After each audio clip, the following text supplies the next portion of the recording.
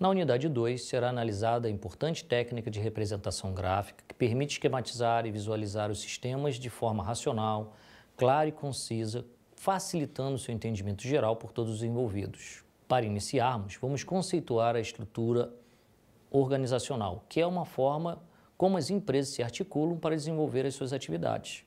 Não existe uma estrutura organizacional acabada e nem perfeita. Existe uma estrutura organizacional que se adapte adequadamente às mudanças. Outra condição muito importante é o ambiente em que a organização atua e que é caracterizado por 3 tipos.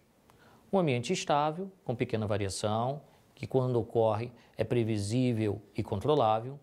Um ambiente em transformação, em que as tendências de mudança são visíveis e constantes, e um ambiente turbulento, em que as mudanças são velozes, oportunistas e, não raro, surpreendentes.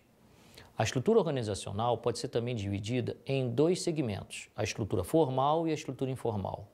Como podemos ver nesse quadro, fica bem definido quais são as questões ligadas à estrutura formal e à estrutura informal.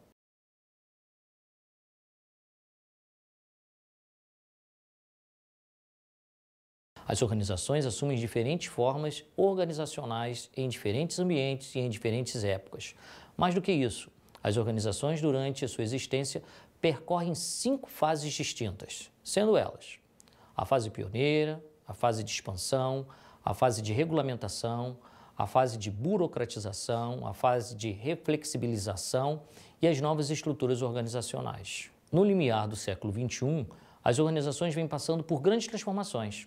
A mudança é a palavra que, ao mesmo tempo que assusta os empresários, também se constitui em um desafio para a própria sobrevivência de suas organizações. Mais rapidamente, as situações de constante desafio. As mudanças nos estilos de gestão vão refletir-se principalmente na organização estrutural das empresas.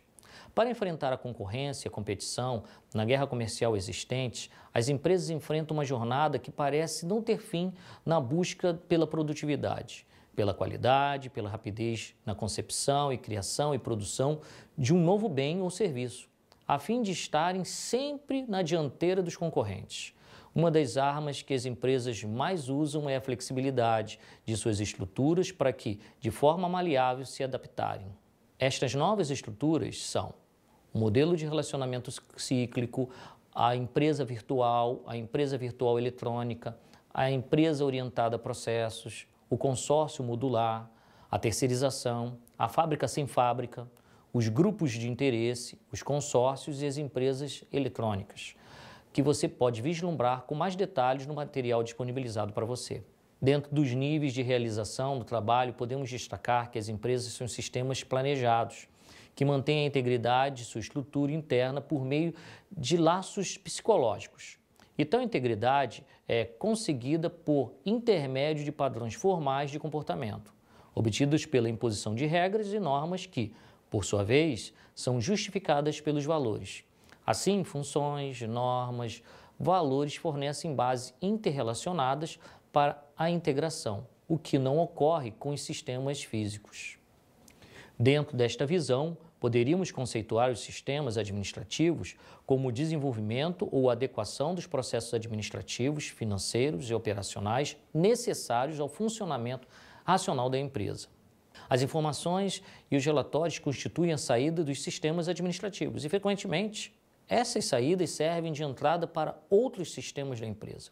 Os subsistemas desses sistemas administrativos podem variar de empresa para empresa, pois a natureza das mesmas é a mais diversa possível, demandando, portanto, os mais variados tipos de subsistemas, os quais contribuem para que os objetivos empresariais sejam alcançados com a máxima eficiência, porém, tem uma classificação genérica comumente aceita. Nós temos os subsistemas principais, que trabalham dentro do subsistema técnico de produção ou mercadológico, os complementares, que é o contábil, o financeiro e o de recursos humanos, e os de apoio, que são de processamento de dados, de organização e métodos, e jurídico, e etc. As funções e atividades básicas são identificadas e agrupadas em 2 tipos de áreas funcionais. Áreas funcionais fim, marketing e produção, que são relacionadas às funções e atividades envolvidas diretamente no ciclo de produção e a colocação do produto no mercado, e as áreas funcionais meio, a administração financeira, materiais, de RH, serviços, da própria gestão empresarial, que estão relacionadas às funções e atividades que proporcionam os meios para que haja a transformação de recursos em produtos e serviços e a sua colocação no mercado. Para a decomposição de cada área funcional, observa-se o objetivo e a afinidade de cada uma, analisando-se o enfoque sistêmico para a identificação dos relatórios, documentos e formulários necessários aos sistemas de informações gerenciais. O instrumento básico de racionalização do trabalho é o estudo de tempos e movimentos. O trabalho é mais bem executado e de forma mais econômica através da análise do trabalho, isto é, através da divisão e subdivisão dos movimentos de uma tarefa. Taylor percebeu que a decomposição das tarefas em seus movimentos permitia a sua análise e a sua reprodução em uma série ordenada de movimentos. Os movimentos inúteis eram eliminados, enquanto que os movimentos úteis eram simplificados. Frank Gilbert acompanhou o trabalho de Taylor. Ele era um engenheiro e se interessou pelo tratamento humano proposto por Taylor.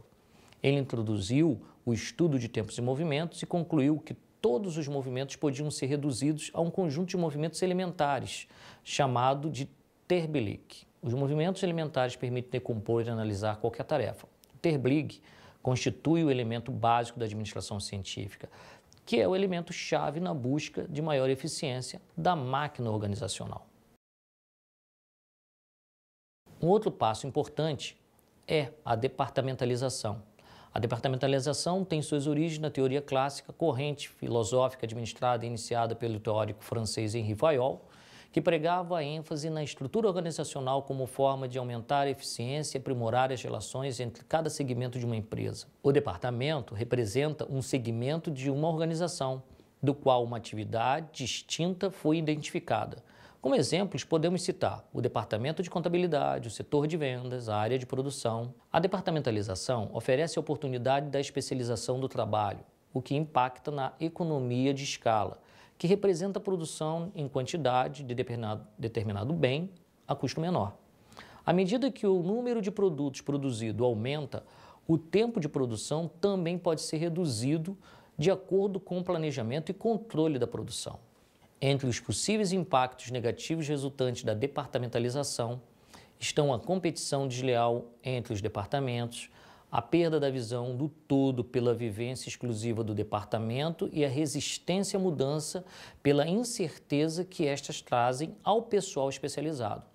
Há vários tipos de departamentalização que está disponível em seu material de leitura, que descreve suas funções, vantagens e desvantagens. Busque observar os seus principais diferenciais para entender melhor a sua aplicação. Para representar a estrutura organizacional, deve ser utilizado um gráfico universal chamado organograma.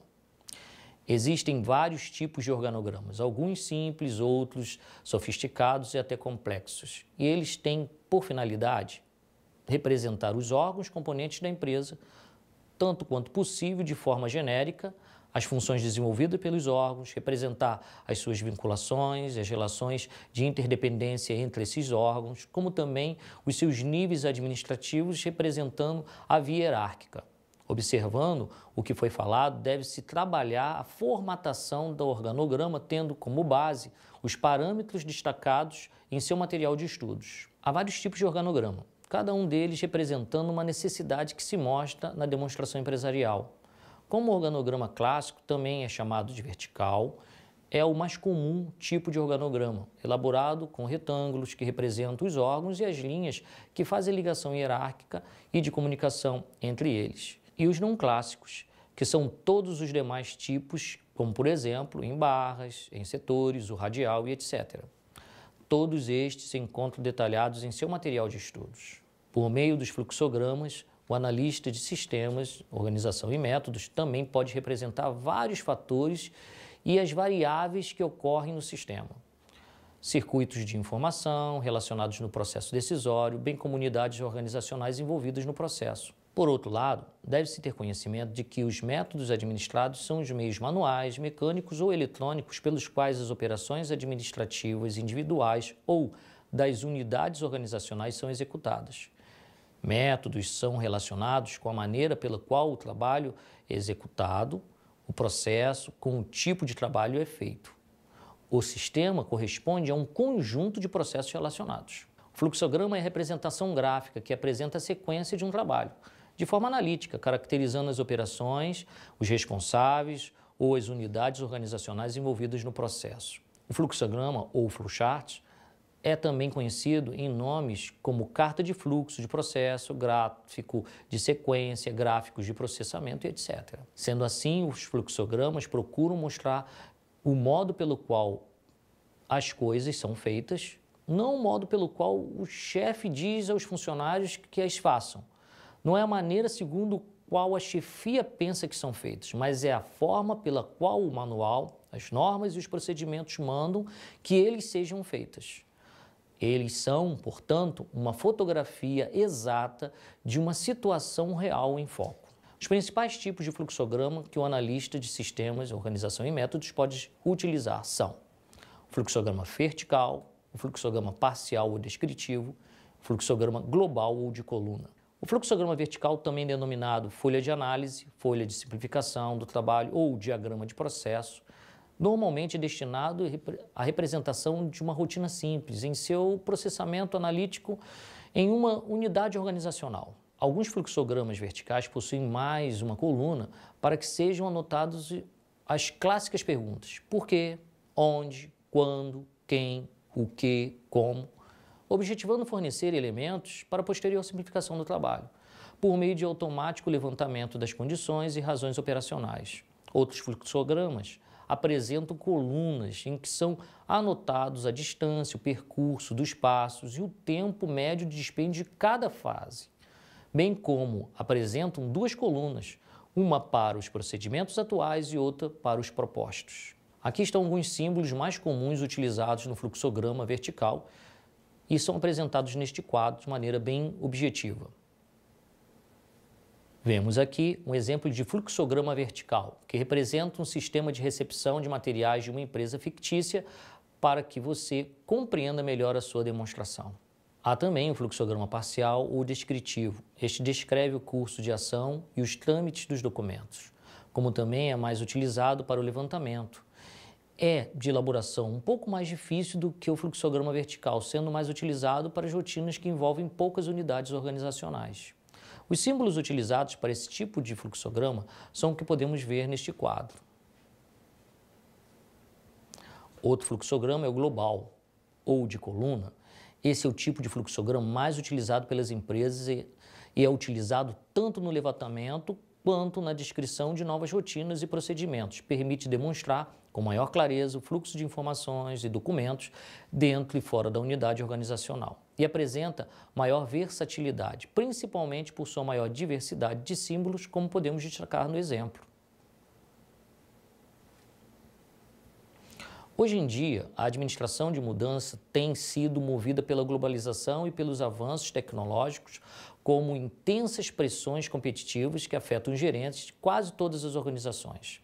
Tom Peters, o guru da administração, captou esse mundo de mudança caótica e disse: os vencedores de hoje, principalmente os de amanhã, terão uma inclinação para o rompimento, um amor pela desordem e até uma vontade de jogar fora partes do bebê, como, por exemplo, as acalentadas competências centrais, junto com a água da banheira, repetidas vezes.